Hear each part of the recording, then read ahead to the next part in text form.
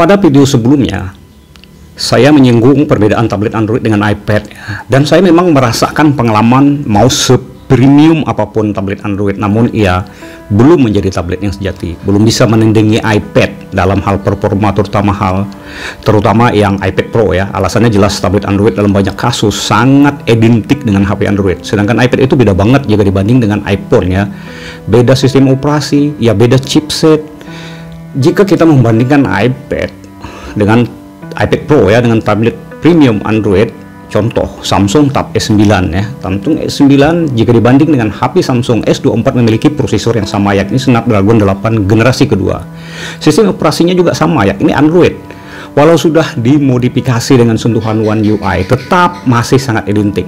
Malah S24 memiliki keunggulan dalam hal performa. Artinya, lini smartphone Android masihlah hal yang lebih penting daripada sebuah tablet Android. Padahal Samsung selain brandnya sangat besar, ia adalah perusahaan yang paling jago membuat perangkat keras tablet Android. Tidak bisa diragukan lagi ya kualitas dan performa hasil besutan mereka ini. Anda bisa bandingkan harga tablet tersebut dengan iPad Pro M1 atau M2. Harganya hampir setara saja. Besutan Apple ini ya, performa dan kestabilannya pada saat melakukan pekerjaan tertentu, misal editing video, sudah tak diragukan. M1 saja sudah bisa mengungguli Snapdragon 8 generasi 2 tersebut. Tambahan lagi, iPad banyak sekali aplikasi editing video yang compatible dengan sistem iPad OS di layar iPad. Saya hanya ingin mengatakan Apple sukses memisahkan dua hal di lini tablet mereka, yakni jika dibanding dengan smartphone atau iPhone-nya. Pertama, sistem operasi. Kalau iPhone menggunakan iOS, iPad menggunakan iPad OS, sehingga benar-benar stabil pada saat dioperasikan di layar yang lebih gede aplikasinya. Walau ada sedikit nuansa iOS, namun hampir tidak ada pengalaman iPhone ketika menggunakan iPad.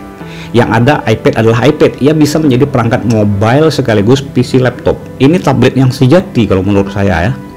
Kedua, iPad Pro menggunakan chipset Silicon M, dan tidak menutup kemungkinan ke depannya seluruh lini iPad sebagai lini tablet Apple akan menggunakan chipset Silicon model M ini, alih-alih menggunakan Bionic yang sama dengan lini iPhone.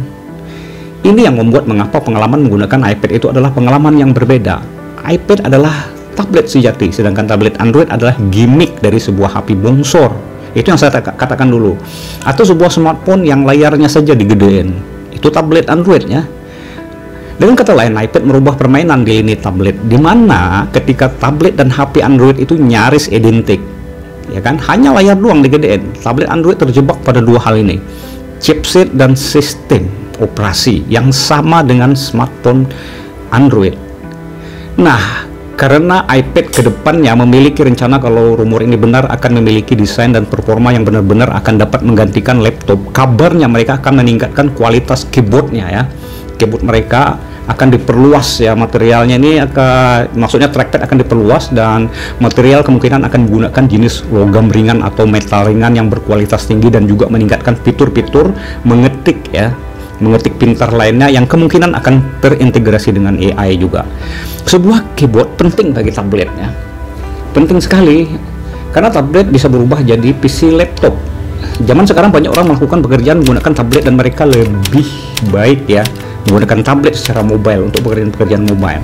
Padahal tadinya tidak bisa pisah dengan laptop misalnya. Mungkin beberapa pekerjaan berat masihlah membutuhkan PC. Ya kalau saya banding-banding ya, menggunakan keyboard Samsung ini ya, ini keyboard Samsung dengan menggunakan keyboard buatan Apple, yakni Apple Magic Keyboard yang floating seperti ini, terutama pada bagian trackpadnya, pada trackpad ini ya. Ketika mengetik menggunakan iPad terasa lebih lembut ya. Ada sensasi membran pada setiap ketukan dan sentuhan touchnya jika dibanding dengan mengetik di papan keyboard Samsung Tab S9 ini. Saya tidak sedang membahas tablet ya, saya sedang membandingkan pengalaman pribadi.